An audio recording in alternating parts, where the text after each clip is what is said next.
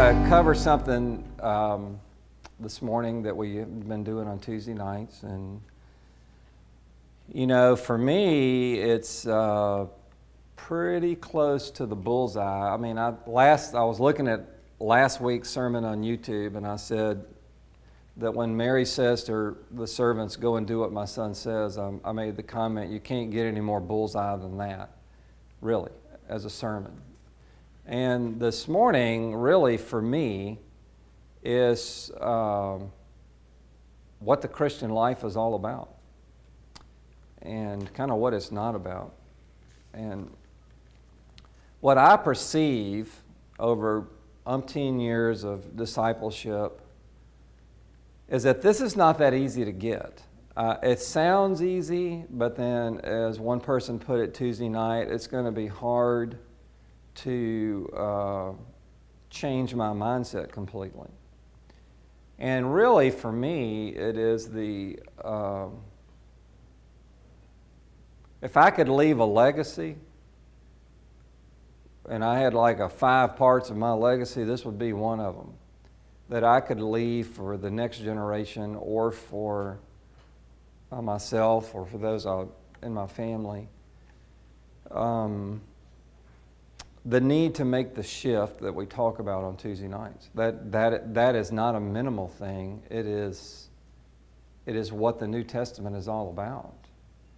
And apart from making that shift, as we'll go over again this morning, you just will never get it.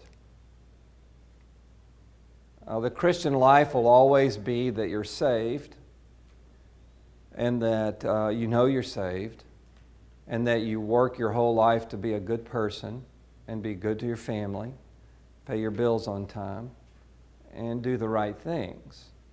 And you worship the Lord and you love the Lord. But that is not really what Christ died and called people to. It's really not. It's good. I wouldn't ever blame anybody for being that way.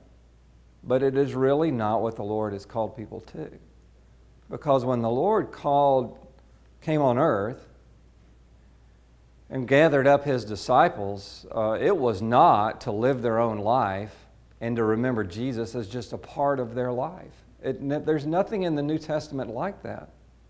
It is all about being uprooted, leaving everything you've ever known, and going to something you don't know anything about. That's what the New Testament's all about.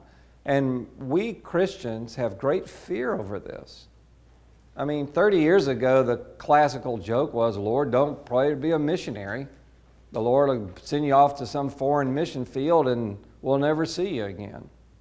But it was that same hesitancy to not make the shift.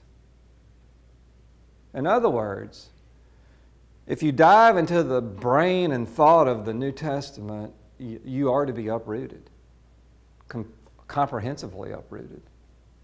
Even if you go back, as you've heard me talk, to Genesis chapter 12, where He uproots Abram out of Ur of the Chaldees, that ought to be your first clue that He uproots you.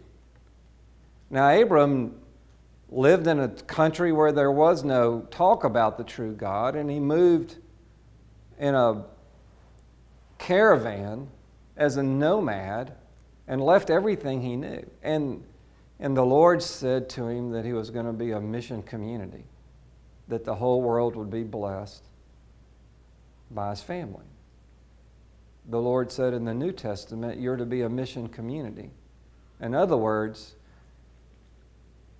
people who got houses and families and roots, I get the idea of roots, but spiritually, the Lord wants to uproot you. And it could mean tangibly that He'll move you around. Might not mean that, but I know spiritually He wants to uproot you and wants to uproot me. Now, by way of review from Tuesday night, everybody that's here, I think, except the Suttons, can give me what I call God's purpose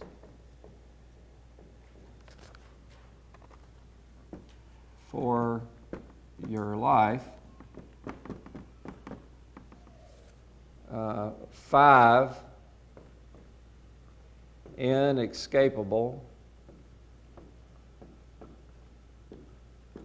truths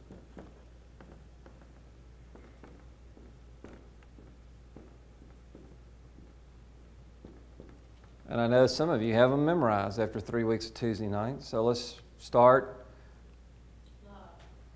A life of love.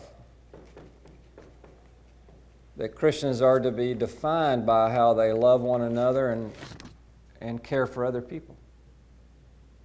And that should be your whole life.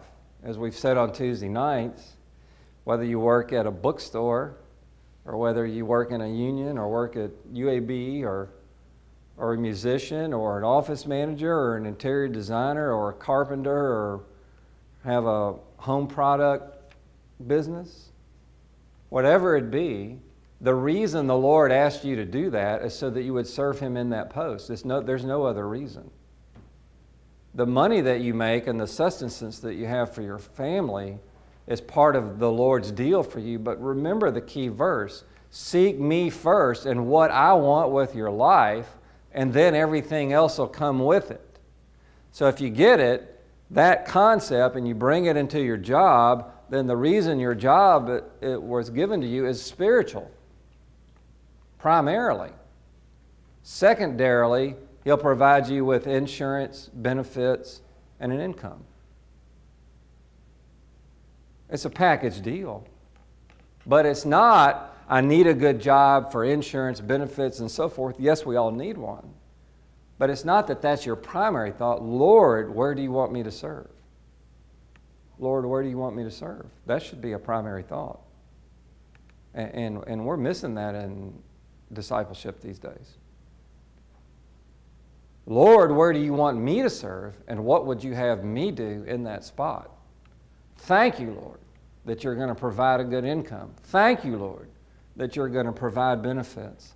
Thank you, Lord, that I feel secure in that job. Thank you and praise you, God, for providing for my family. But what is it you would have me to do for your kingdom in this spot? Do you get it? That's it. That's the whole life mindset. Instead of the flip, which the flip is what we're all used to, and the flip causes nothing but heartache, stress, and trouble.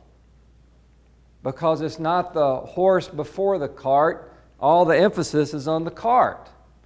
I've seen so many people try to come to Jesus for all their needs and wants and fixes. The reason we ought to come to Jesus, of course we want our needs and wants and fixes met, is to get right with God and build a relationship with Him and love Him.